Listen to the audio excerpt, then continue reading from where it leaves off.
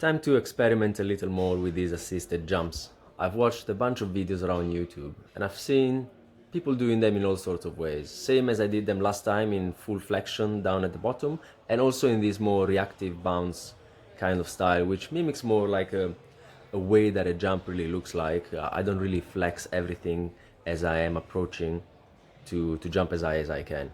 But as I was doing these, the guy that was training next to me approached me and he was saying something like, "These look like a lot of fun." And I told him, "Yeah, these are super fun. If you want to give it a go, you're welcome to." And I can see him trying a few bounces here as I'm doing the push-ups. Speaking of push-ups, I did learn my lesson from the previous time where I was supersetting everything and I ended up short of breath. So I took a couple of minutes after my jumps, even though I wasn't going all the way down like previous time, so they were probably less taxing on the cardiovascular system. And after those 2 minutes, I was going into a superset of push-ups into pullovers.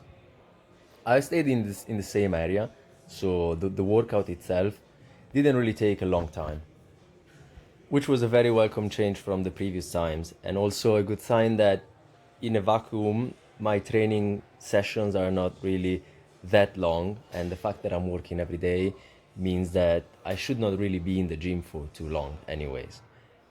So the first set of the push-ups, I was doing 25 reps. I did 4 sets of the assisted jumps and 3 supersets of the push-ups and dumbbells. So 25, 20, 15 with the push-ups, and I was aiming at 10 to 12 repetitions on the pullovers. I was only using 10 kilos, but I was really focusing on getting full extension of my shoulders, and also considering the fact that my upper back mobility is not great. I think that this is a very good exercise to open up the thoracic spine while my shoulders are fully extended, and under load this should create a nice stimulus for both mobility and strength, which I really need, especially because I'm still rehabbing my shoulder and the position where I was in on the dumbbell pullover was really nice and I felt it really well inside my shoulder. Another set that I was doing was using a different stance on the assisted jumps. I was going for more of an alternating split stance where I was going left first and then right first. I'm still playing around with all these variations just to see how they feel like. But when I was finished with the assisted jumps, I went into weighted jumps. I took 2 4-kilo dumbbells, which provided an extra 10% of what my current body weight is on.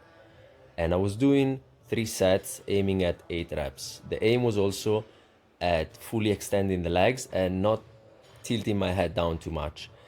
I think I was doing a slightly better work than the previous time, and the jumps were finishing with a good clearance. I was still landing with my legs fully extended, and I was jumping straight into Lou raises set.